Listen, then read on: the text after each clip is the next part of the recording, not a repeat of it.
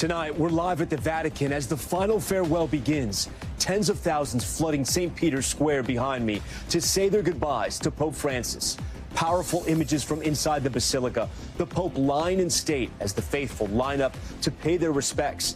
We talked to Americans who made the journey as the massive security operation ramps up ahead of world leaders arriving for the funeral. New Jersey burning, the wildfire in the Northeast forcing thousands to temporarily evacuate overnight. The fire closing down highways and creating gridlock in the streets. How firefighters finally got the upper hand. President Trump backing down. New signals today that the White House may be softening its stance on tariffs on China. Plus, the cabinet secretary who got into a shouting match with Elon Musk. The Lester Holt exclusive tonight, his one-on-one with the president of Harvard. Why he decided to fight the White House and what he told Lester about the toll the funding cuts have already taken on his university. Vanished from Princeton, an Ivy League junior, missing since Saturday. Police now searching for him here, where his cell phone last pinged. Alleged kidnapper speaks out. The man charged with abducting a 10-year-old girl he met on the popular video game app Roblox, telling his side of the story in a dramatic jailhouse interview. And the crawling crook, the man who police say wormed his way into a key room for car valets and then drove off with a Ferrari, then a Rolls Royce. How police caught up to him. Plus, the man behind the movie Conclave joins Top Story. So how close to his book could reality be in the days ahead? A special edition of Top Story starts right now.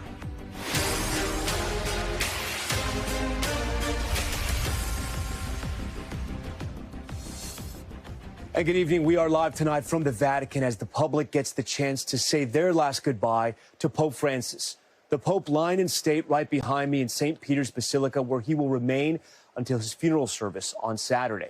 Just behind us, the viewing here was supposed to stop at midnight, but the followers here have lined up and they've blown way past that deadline. In fact, they turned on the lights to St. Peter's Square about an hour ago.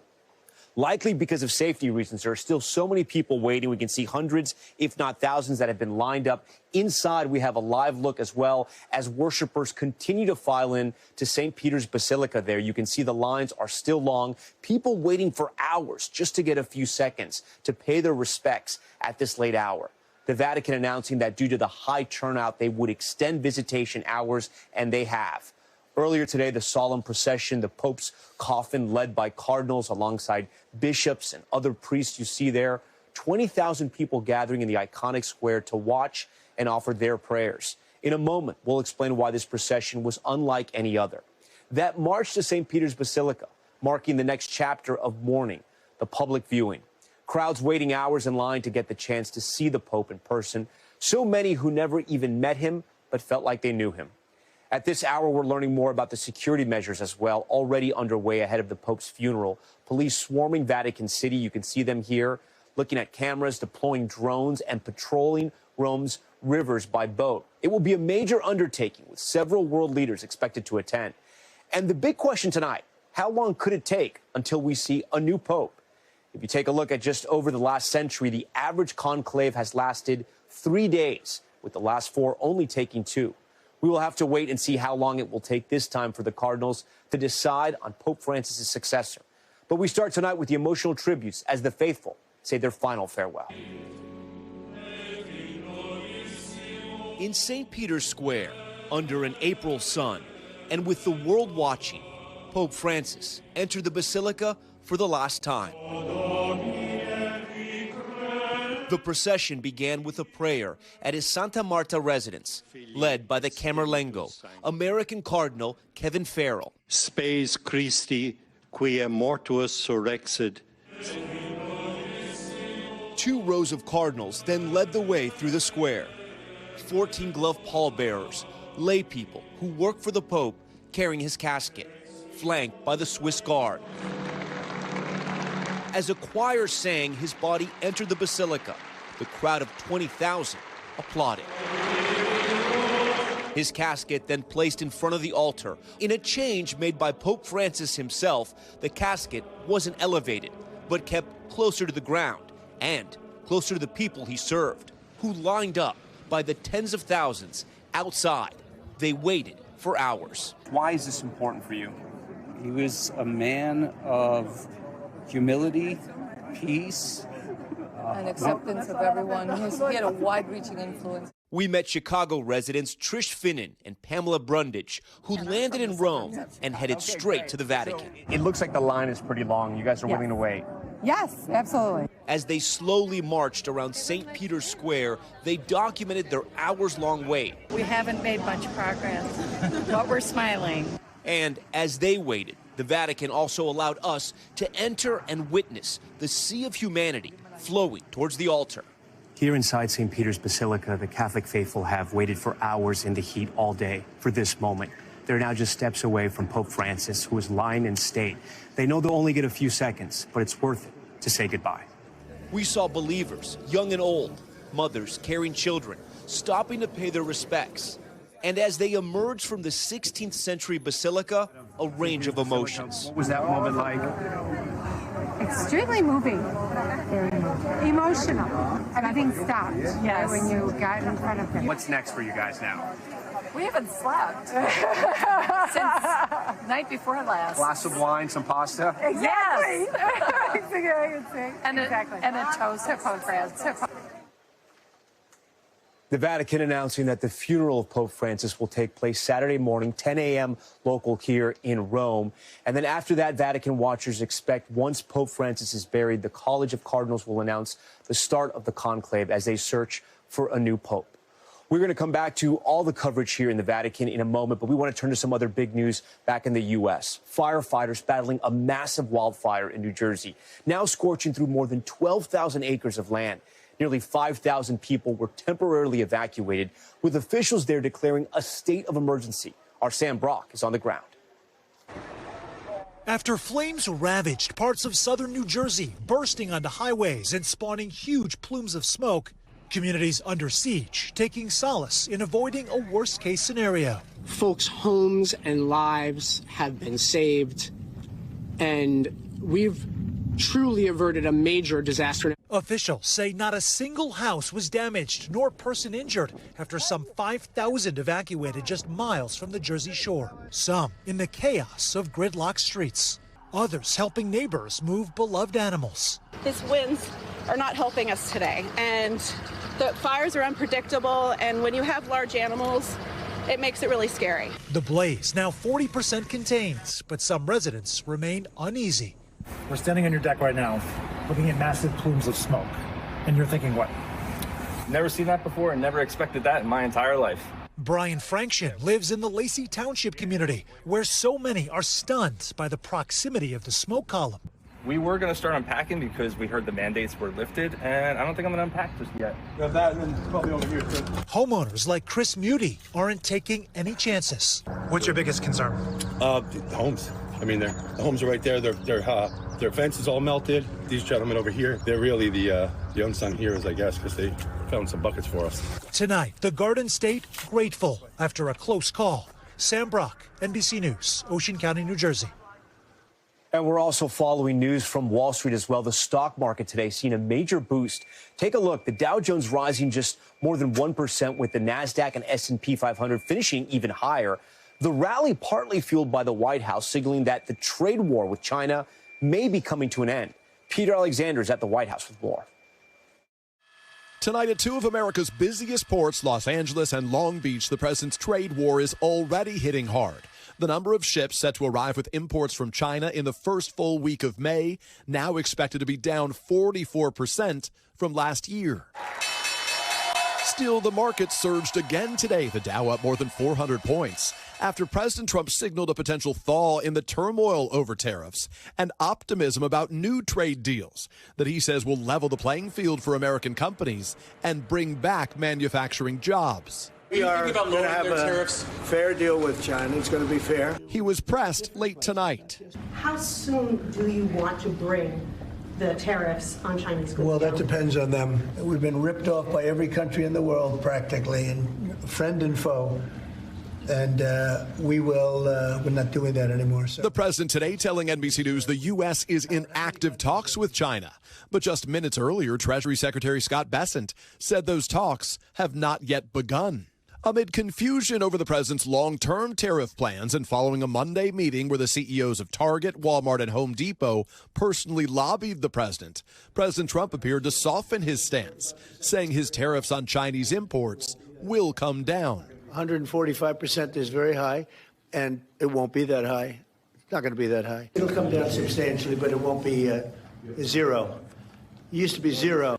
But tonight, the White House says that will only happen through negotiations. There will be no unilateral reduction in tariffs against China. All of it as Elon Musk revealed his time at the president's Department of Government Efficiency will, quote, drop significantly next month as he refocuses attention on Tesla, that's seen its stock plunge more than 40% and been the target of violence and vandalism. There's been some blowback for the time that I've been spending in government with the Department of Government Efficiency, or DOGE. I think the work that we're doing there is actually very important for trying to rein in the insane deficit. And Peter Alexander joins us tonight from the White House. And Peter, speaking of Elon Musk, we're also learning of some growing tensions between Musk and certain members of Trump's cabinet. Yeah, that's right, Tom. This latest episode is a shouting match that took place last week inside the West Wing here. It was between Musk and the Treasury Secretary, Scott Bessent, over leadership at the IRS. That was confirmed to us by two senior officials. The White House tonight responded that the president put together, in their words, a passionate team of people who sometimes disagree. But, Tom, notably, this is not the first time that Musk has clashed with some of the president's top cabinet officials. Just last month, he clashed privately with Marco Rubio, the Secretary of State. Rubio, among others, had been frustrated by the unchecked power that Musk had within the president's inner circle. Specifically, was frustrated with Musk for basically shutting down an agency that was effectively beneath Marco Rubio, the USAID. Tom? Okay, Peter Alexander at the White House. We're also tracking fast-moving developments in the Russia-Ukraine peace talks. Earlier today, President Trump lashing out on social media, slamming Ukrainian President Volodymyr Zelensky for pushing back on the terms of a proposed ceasefire deal, writing on social media, he can have peace or he can have a fight for another 3 years before losing the whole country. But then later today, he suggested talks were still very much ongoing. I think we have a deal with Russia. We have to get a deal with Zelensky, and I hope that Zelensky, I thought it might be easier to deal with Zelensky. So far, it's been harder, but that's okay. This can all be a little confusing, so let's get right to Gabe Gutierrez at the White House. Gabe, the latest U.S. proposal includes allowing Russia to maintain control of the Crimean Peninsula, which the Russians, of course, took from Ukraine. But President Zelensky is rejecting this outright?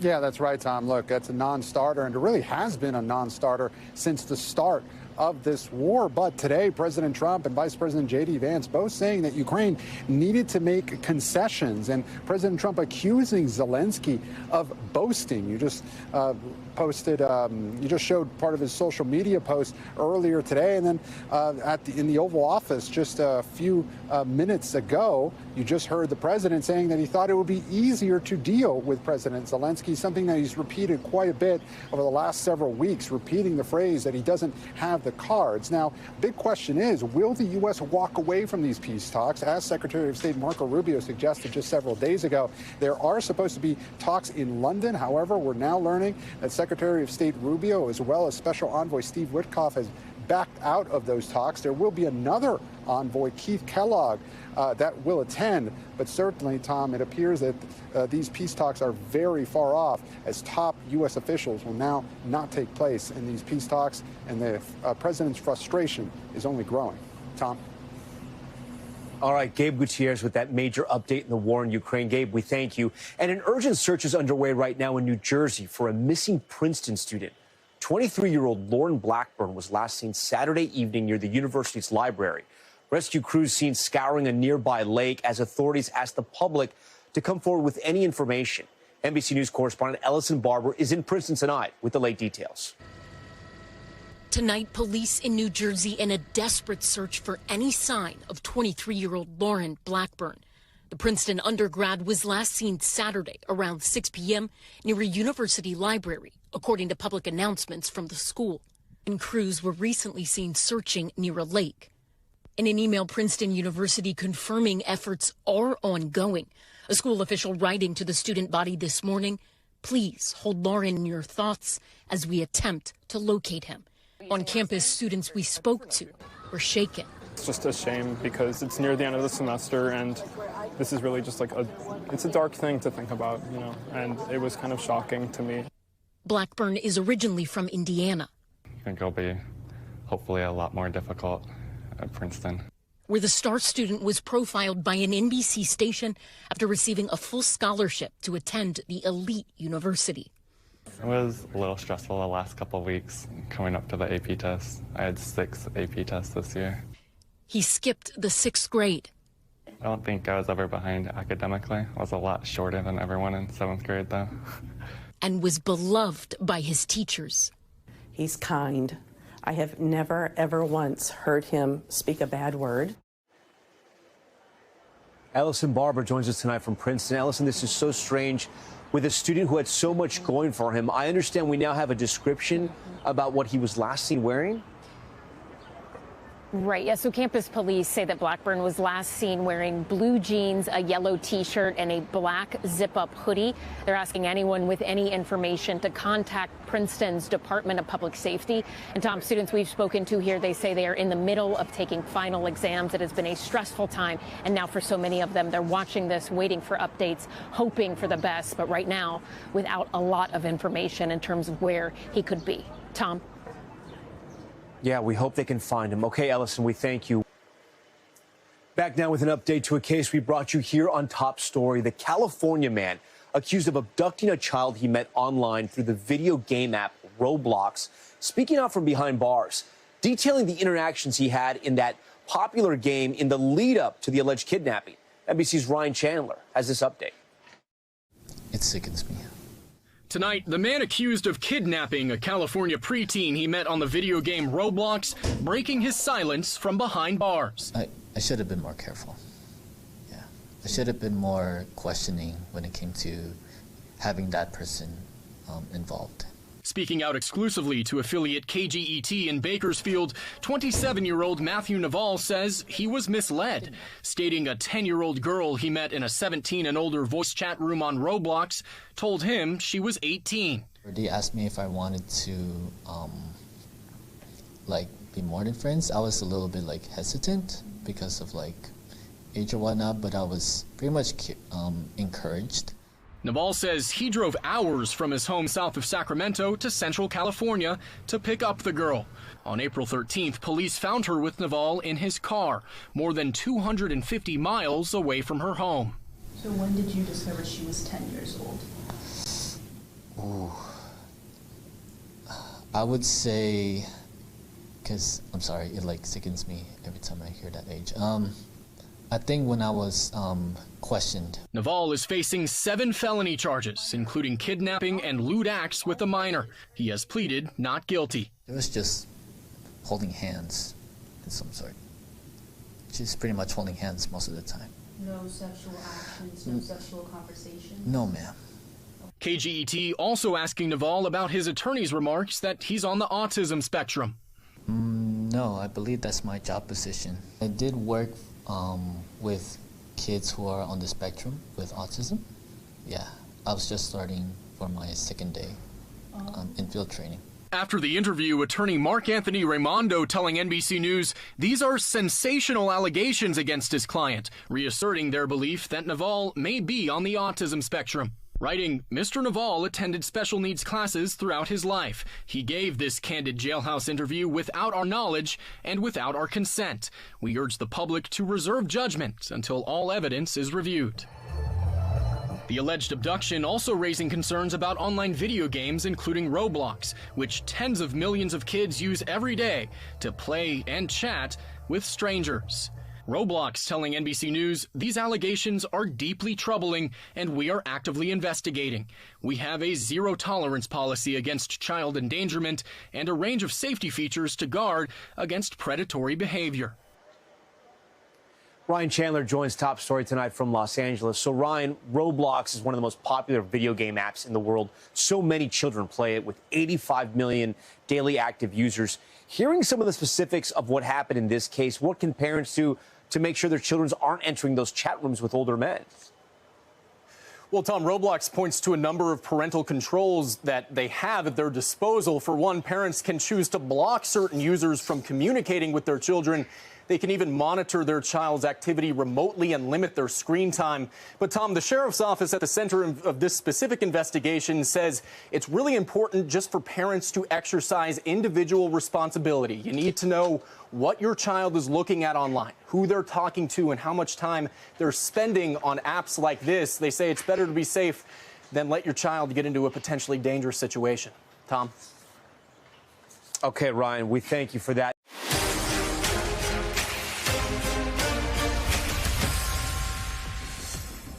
Back now with our special edition of Top Story, reporting from the Vatican. You can see St. Peter's Basilica lit up behind me as faithful mourners along with top church leaders gather here from around the world. Tens of thousands lining up today to pay their respects to Pope Francis. His body lying in state inside St. Peter's Basilica as preparations are underway for his funeral on Saturday. Cardinals flocking to Rome and Vatican City for the highly secretive conclave set to begin in just a few weeks. That's when they will be locked inside the Sistine Chapel, tasked with selecting the next head of the Catholic Church. Joining me now is NBC's Ann Thompson, who covers the Vatican and the Pope for us. Ann, thanks so much for being here. I know we have some new reporting, some new details on the funeral, but also I want you to sort of explain to our viewers, we won't get an idea of when the conclave will start, likely until after the funeral, right? Right, because it would just be bad form, essentially, to announce it before the funeral. And that is something that the Dean of the College of Cardinals will make the announcement, Giovanni Battista Re.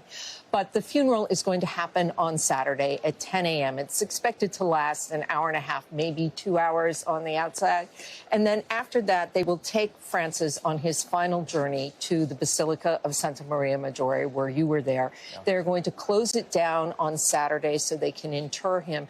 And then Saturday night, they will welcome the faithful back in to say a rosary, and they can pay their respects. You've covered a few of these in your time here at NBC News. What struck you about today? Today, I think it is the variety of people who have come here. It will take the Argentinians, if they come at all, it will take them a couple of days to get here. It's not an easy trip to make. But first of all, the Italians love this Pope. He took the name of their favorite saint, St. Francis of Assisi. It is lots of young people in line. Part of it is maybe they're here for it because it's a happening, but they also had to wait 5, 6, 7, 8 hours in line and 4 seconds before a dead body. I mean, it's not something that you would think they would come to, but they're drawn by his message of mercy and compassion, and I think inclusion. And that's what's driving a lot of what you're seeing here. And they just turned on the lights here, Ann, and it's people been waiting. They were supposed to shut this down at a certain time, but they've just turned on the lights and people are still trickling through. It speaks to sort of his impact and his popularity among the faithful. I do want to ask you, he was seen as a progressive pope, right? There's a conservative faction as well within the Catholic Church. That faction is growing in places like America and Africa. Africa, one of the fastest growing areas for all of Catholicism, one of the largest areas too, along with Asia. Where do you think the Catholic Church goes from here? He's appointed most of the cardinals here who will do the voting. Will the Catholic Church move in the direction of Pope Francis? That's the big question. And, Tom, I don't think anybody really knows. I mean, yes, he appointed 80 of the cardinals who will choose his successor, but you don't know what they're going to do. And the other thing is, you don't know the man who becomes Pope. You don't know what he's going to do. No one saw Jorge Maria Bergoglio being Pope Francis. He was a dour He had a dour presence in Buenos Aires. He becomes this charismatic, very, affable individual.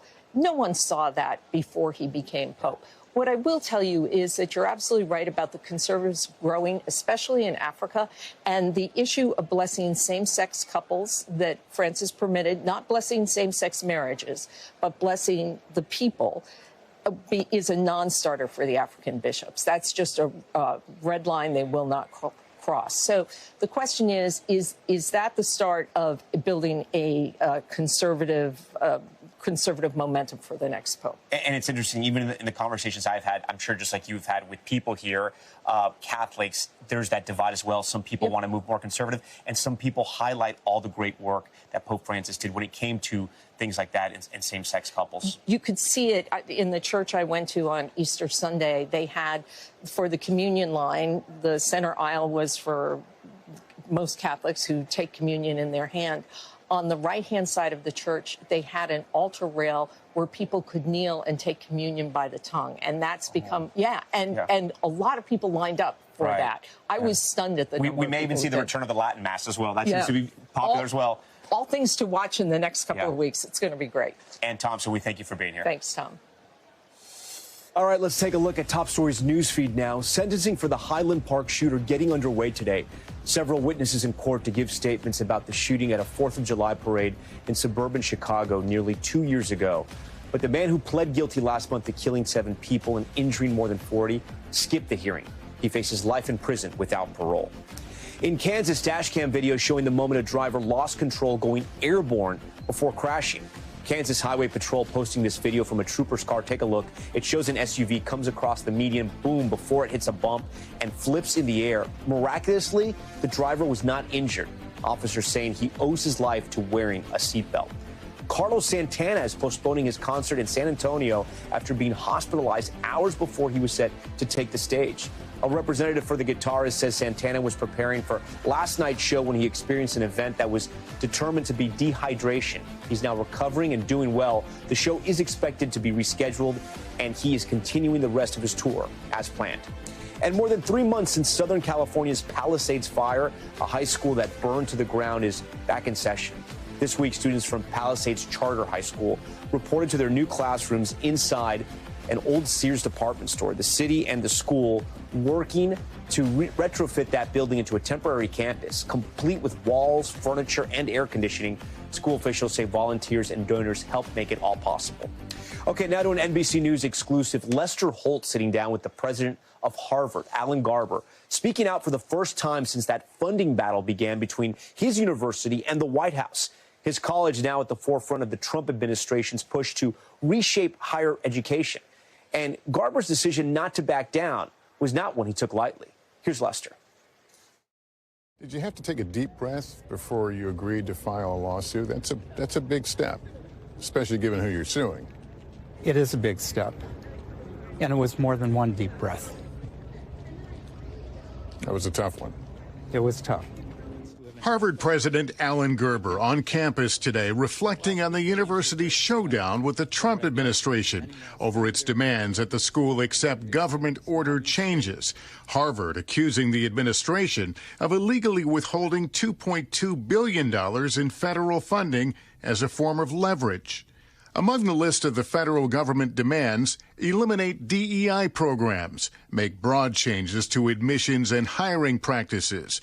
At the center of it all, allegations anti-Semitism on campus went unchecked. Is this really about anti-Semitism? I would say that at Harvard, we have a real problem with anti-Semitism. We take it very seriously, and we're trying to address it. There's no doubt about the severity of that problem. We don't really see the relationship to research funding at Harvard and other universities. They are two different issues. Garber said he had no choice but to fight back against what he believes is government overreach. What they are indicating is that they want to directly review who we hire on our faculty. That has implications for what kinds of views can be expressed on campus. They also want to be able to tell us who we need to fire. And they also want to intervene in our admissions processes. That is what we are objecting to. You're taking on the most powerful man in the world. We are defending what I believe is one of the most important linchpins of the American economy and way of life, our universities. How much pain can Harvard absorb here? We don't know how much we can actually absorb, but what we do know is that we cannot compromise on basic principles like defense of our First Amendment rights. Is this bigger than Harvard at this point? Of course it's bigger than Harvard because we look at what's at risk here. And what's at risk is the excellence of higher education in the United States, and in particular, the research mission of many of our universities, which play such a vital role in the U.S. economy and in the health and well-being of the American people. One of Harvard's programs at risk due to the funding freeze is tuberculosis research. If the funding were to be suddenly turned on, how quickly could you get back to your work? It's a hard question because today we could start relatively quickly. 10 days from now, as the network unravels, the damage becomes irrevocable. Is this a fight you can win? I don't know the answer to this question, but the stakes are so high that we have no choice. And Lester Holt joins us tonight from New York. So, Lester, I think you framed this perfectly in your interview. Does Harvard think they can win against the administration? I mean, you asked the question, the most powerful man now up against the most powerful university in the world. Yeah, so I point out in that story, of course, that you are taking on the most powerful person. I think the short answer to your question is they don't know whether they can be successful, but there's a feeling this was an imperative that they have to stand up for academic independence. It was interesting. We were talking about that as we walked across the quad at Harvard, and I said, what kind of reaction do you get as you walk across this campus? And he said, a lot of thumbs up. So he's enjoying a lot of support, at the same time acknowledging that for many this is a tough battle and maybe one that they shouldn't have reached for. And other universities may follow that lead. All right, Lester Holt with his big interview tonight for us here on Top Story. Lester, we thank you for that. We're back with Top Story's Global Watch. India's prime minister saying yesterday's mass shooting that killed 26 tourists in Kashmir has ties to Pakistan. Officials saying India is closing the mainland border crossing between the two countries. It's also suspending a water sharing treaty. Pakistan's foreign minister says his country would respond tomorrow. We're also learning more about the people killed. 24 were Indian tourists. One was from Nepal and one a local tour guide. Kashmir Resistance, a previously unknown militant group, has claimed responsibility for the attack, saying the people shot were affiliated with Indian security agencies. The group's claims have not been verified. And a 6.2 magnitude earthquake hitting Istanbul today. Video showing stores being evacuated and shaking light fixtures. More than 200 people were injured, no serious damage reported. It was felt in cities 300 miles away, according to the USGS Did You Feel It map. The Interior Minister says it lasted 13 seconds and there have been more than 100 aftershocks. And for the first time, wild chimpanzees filmed sharing alcohol together in the form of fermented fruit. Take a look at this. Watch as the chimps share the fruit in a West African national park. Motion-activated cameras assembled by a team led by the University of Exeter caught them in the act 10 times, according to the university's news site. Researchers say this opens up the possibility that primates, much like humans, could also use alcohol as a social bonding tool. Okay. Back in the U.S., a man in Miami is facing charges of grand theft and burglary after surveillance video allegedly shows him crawling on his stomach into a valet key room at a luxury hotel. It then shows the suspect stealing keys to cars that police say are worth nearly $2 million. So how did cops track him down? NBC's George Solis with the video and the story.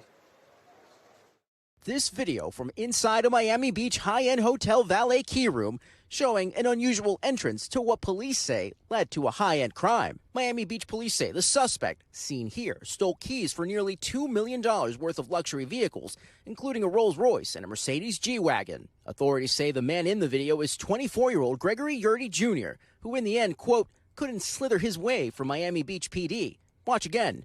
Police say after the keys were taken, Yurdy attempted to evade detection by once again low-crawling out of the room. How critical was the video in this case? The video was extremely crucial, and it was actually the key to the investigation. So our investigators started at square one with the surveillance video from the hotel. They were able to piece together a puzzle. The investigation began last July when authorities say several cars were reported stolen from the Setai Hotel on Miami Beach. Now, according to police, surveillance camera captured a black Cadillac Escalade tailing one of the cars that would eventually be stolen out of this parking garage. Two unidentified men get out, steal two cars. That SUV later returning, leading to the theft of two more cars. What's your first name?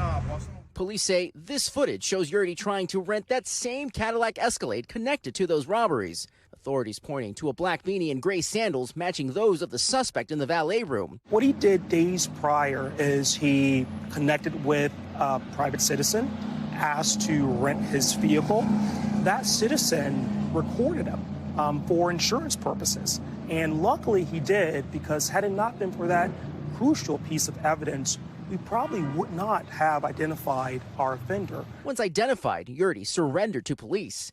He's charged with 4 counts of grand theft and burglary. Good morning, Judge. Yurdi's attorney writing in a statement provided to NBC News, at this early stage, we remind the public that Mr. Yurdi is presumed innocent, and we strongly caution against rushing to judgment based on initial reports or selectively released surveillance footage. So far, despite evidence of accomplices, police say no other arrests have been made.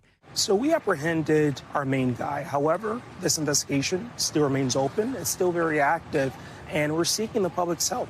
Yurdi is currently being detained in Miami. His bond set at more than $40,000. And with that, George Solis joins us tonight from Miami outside the Setai Hotel. So, George, we understand the suspect in this case has a history that includes stealing cars going back to 2017. Yeah, that's right, Tom. Authorities describing this suspect as a career criminal with a rap sheet dating back to 2017, multiple charges, including grand theft auto and burglary. He's also been in and out of jail here in Florida multiple times. Now, the authorities want to highlight this arrest to say it's put a spotlight on what they say is a national trend of the theft of high-end vehicles. Now, the cars in this particular case have not been recovered. Tonight, the authorities' message to the public is to stay vigilant. Tom? Okay, George Solis. George, we thank you for that. We're back in a moment from here at the Vatican with the man who wrote Conclave, which was turned into a popular movie. So how much will life imitate art this time around? The real-life dramas inside the Sistine Chapel that inspired his book. Stay with us. And we thank you for watching this special edition of our broadcast from the Vatican. I'm Tom Llamas. Stay right there. More news on the way.